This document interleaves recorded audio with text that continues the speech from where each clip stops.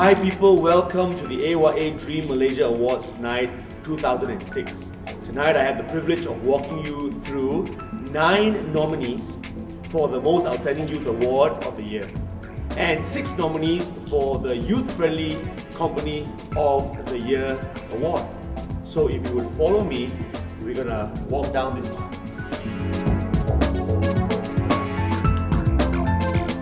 Well, IDP tonight begins our lineup for the Youth Friendly Company of the Year Award. People come to us because I think they feel a sense of comfort, giving them as much as we know and what we think is best for them. We go over the extent of what normal companies would do. I have known of my staff doing hand delivery of offer letters because it happened to be that particular client of theirs live nearby. I don't need them to do that extra step, but they take the extra step. And because our service is starting from the process of counselling to the process of getting the offers, advising them, they become friends with our counsellors. And every summer, without fail, a student will drop by and they will offer their services. They like to share their experience as a first year, and they hope that the new first year students will be less intimidated by the so-called big wide world out there. This particular girl, because she worked for me, I got to know her a bit better. She said to me, Miss Chow, where do you think I should go? I said it wasn't so much where she should go, it was more what suited her best with her personality. Because I see your personality fitting this particular state a little bit better than the other state that you were thinking about. She took my advice. She came back after a semester and said, how did you know, Miss Chua? How did you know? True enough, she said she took a visit to the next city that she thought she wanted to go to, and she didn't think it was for her. She agreed with me. And I wish that each and every person who had a bit of time to come in and talk to us a little bit more and share with them their personal experiences. I think we can be better counselors to live in a world that's peaceful.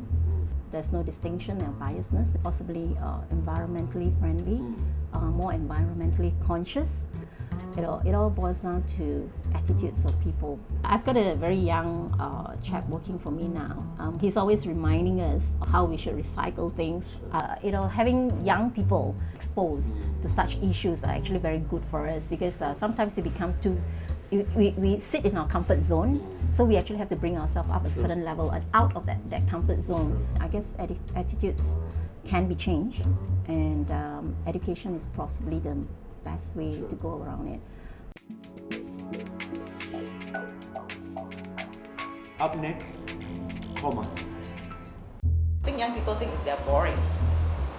They have no reason to find out about it. It's not relevant to my life. So what KOMAS says is make it exciting, make it relevant. If you don't know, you live in fear. You want to strip that fear away. How do you do that? You learn about your rights. Let them know they're empowered to do something, but don't preach to them. Freedom Film Fest is actually organized by volunteers. It's a human rights film festival. The word human rights scares Very touchy, very touchy subject. Initially, I was one of the human rights, because I didn't even know what that meant originally, but now I know what it means. It's not about throwing the government, doing the right or doing the fair thing. That's what it's about, I feel good helping people, and I feel good when they're happy and they seek for my help. So it's like a two-way process as well. A lot of documentation support, like if you know of DEMA, the Student Democratic Front.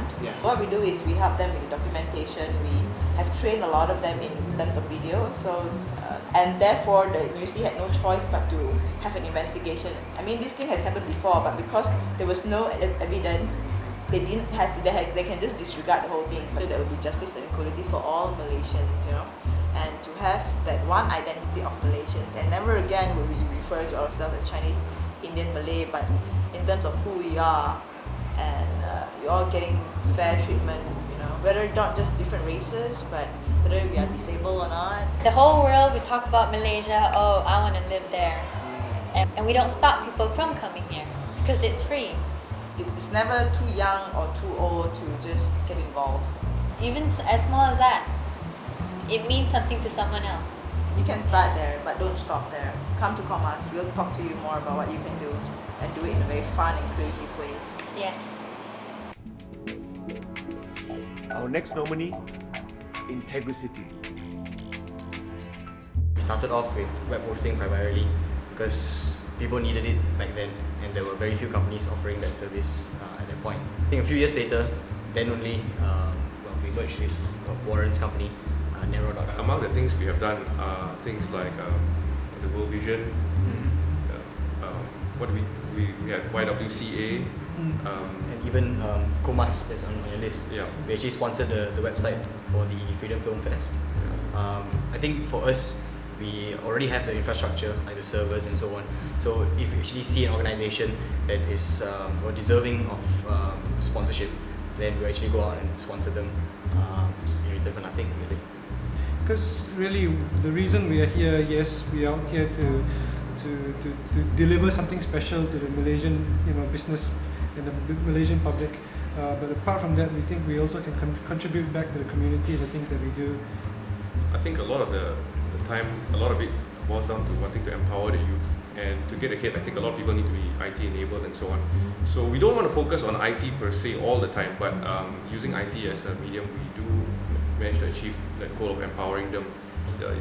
We give them the guidance as well as assistance I think giving them a head start correct. in the IT world in that sense. I believe we've impacted them in some way or another while learning something like this. Either we completely sponsor or we give a huge significant discount, especially if you're educational, you're doing something for the youth. It all depends, but we are basically here to say, we have the infrastructure. If you need something, talk to us, and who knows, we might be able to help you out. I think there's a lot more I think we all believe that there's a lot more to life than purely, profits, and there's a lot more to hence our company to purely just being a corporate entity out there. So yeah, we believe in returning back to the community what the community has already given to us. An inner development of all Malaysians would be great. Taking Malaysians to another height in terms of their mentality and how they just see the world. Someone seeing the world with compassion, someone seeing, or just even driving on a road and being law-abiding in a sense. I think that would be something really, really great. Just things like that, just to progressively advance, and I suppose that would be evolution in the mind in a sense. Last but not least, the One Academy. The One Academy is to be the Asia reference, creative reference for the Asia. And we're seeing we'll be able to train more youth. This is actually, art and design is one of the professions. Rather than previously people were taught like, hey, maybe lawyer or doctors, only consider it's a professional. If you have a dream to be a good artist, you have a dream to be a best animator, we'll be able to train them up with the right attitude, right interest, hardworking. We believe by these three combined together, they'll be able to achieve whatever they'll be dreaming for. Our students have been going through all kinds of exposures, a lot of the involvement in multinational projects. We have been involving the student a lot in the community job. Alright, so what they have been doing basically is like to go visit Rumah Soleha, so also go to the away home to HIV, mother and children, so entertain them with all the live band or maybe drawing some arts, but to doing things like that, like serve back to the communities and or doing things like that, I think will be quite a challenge for them, because I think some of them might never do that before. Once they get involved with it, they see the value. But all this kind of thing is not like 1-2 days they'll be able to see the value of contribution. The more that they grow up, they will start feel, when they need there's someone to help. So from that only you'll be able to realize actually the importance of contribution. So we're talking about from the leadership point of view. Like recently, I think we also been organized the project to train a leader from secondary school students. So you see, what we do is that we will ask our students in college to gather a team to train a 200 over secondary school student under leadership campaign. The best thing is to let them to train the younger generation. So it means that when they start training, they're seen they reflect themselves. You know, if in future I want to be something, someone be able to lead a role model. This is what I should do. You know, we have to train our students not only paper qualifications, but more importantly, the skill, the right mindset, the right attitude to serve the industry itself.